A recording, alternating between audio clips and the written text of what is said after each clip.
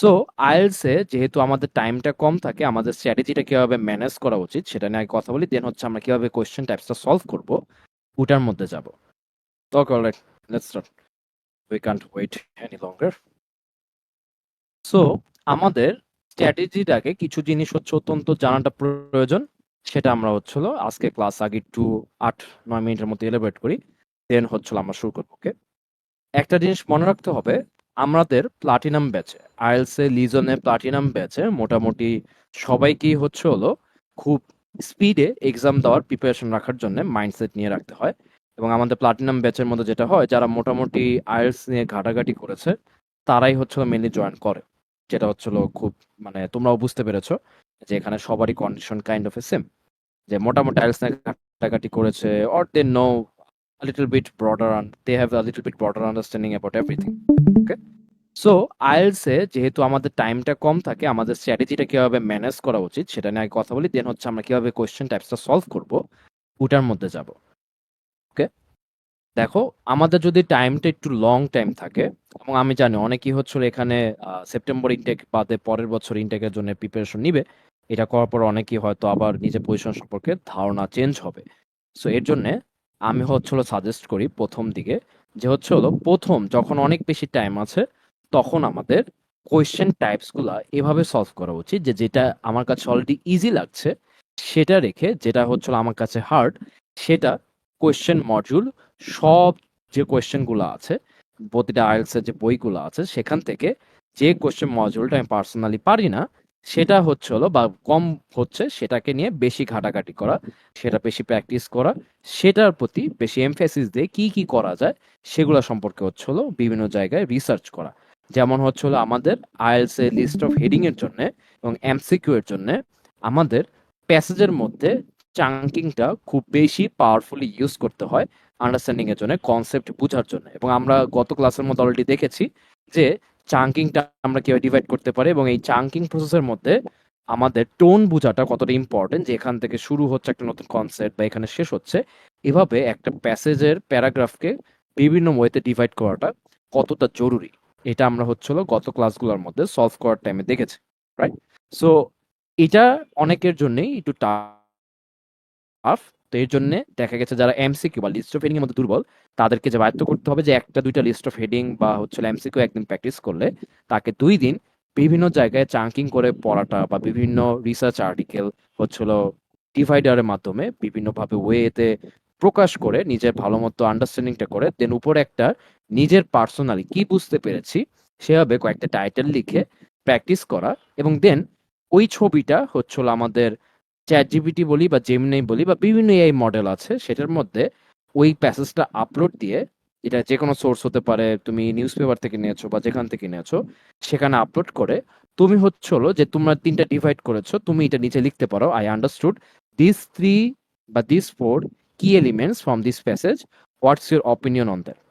এখন সে তখন বলবে তোমাকে যে চ্যাট জিপিটি বা জেমিনি যেটাই বলো, সে আপলোড দেওয়ার পর সে একটা মতামত দিবে যে হ্যাঁ এটা এটা এখান থেকে বোঝা যাচ্ছে বা এটা তোমার সাথে রাইট, এটা এটা এখান থেকে হচ্ছে, তাদের কি কমেন্টটা আছে সেখান থেকে আন্ডারস্ট্যান্ড করা। দেন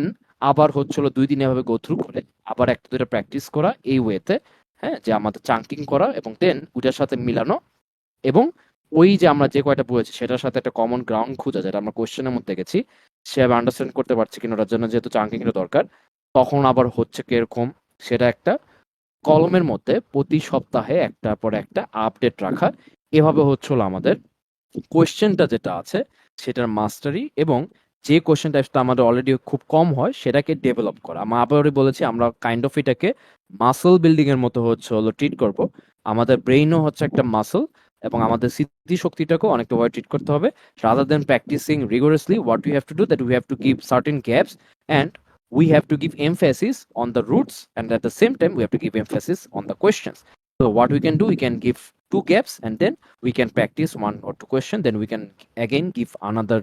2 gaps, and between these gaps what we'll do the chunking phase and we'll show it to the AI modules, and we will try to understand that what their comments are on our understanding. এভাবে আমরা হচ্ছে list of heading এর এবং যেটা বলা হচ্ছে যে MCQ যেটাই বলি ওইটার মধ্যে খুব পাওয়ারফুলি আমরা হচ্ছে কনসেপ্টটাকে আন্ডারস্ট্যান্ড করতে পারি, কারণ আমাদের লেখার মধ্যে টোন জানাটা খুব দরকার। তুমি অনেক টাইমে খুব বেশি ইংরেজি ওয়ার্ড জানতে পারো, তুমি হয়তো মিনিং জানতে পারো, বাট একটা ল্যাঙ্গুয়েজে যদি আমার মাথার মধ্যে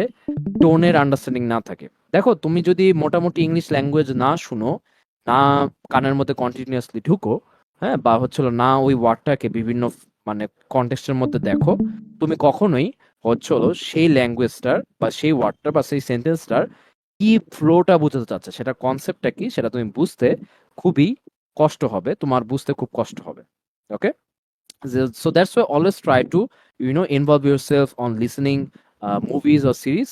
but except that what we have to do, that we have to give emphasis on chunking in terms of research articles, and in terms of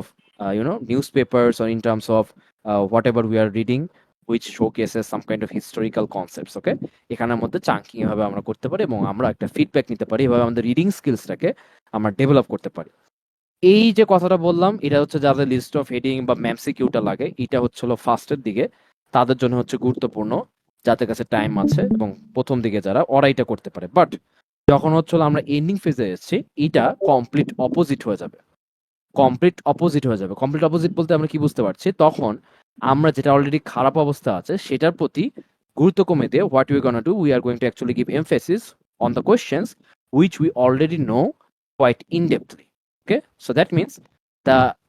fill in the gaps, or the true false not given, or what we can talk about is sentence endings. So এগুলোর মধ্যে what we can do, that we can give the emphasis more, because as we know that we have only 30 days or 25 days or 15 days, we don't have that time, that much of time to put the pillars in our mindset. So that's why what we can do, that the questions which we already have a little bit of advantage, we can give emphasis on those questions more, and we can take it to the 90 to 100% barrier. আমরা এটাকে 90 থেকে 100% ব্যারিয়ারের মধ্যে নিয়ে যেতে পারি। ওকে,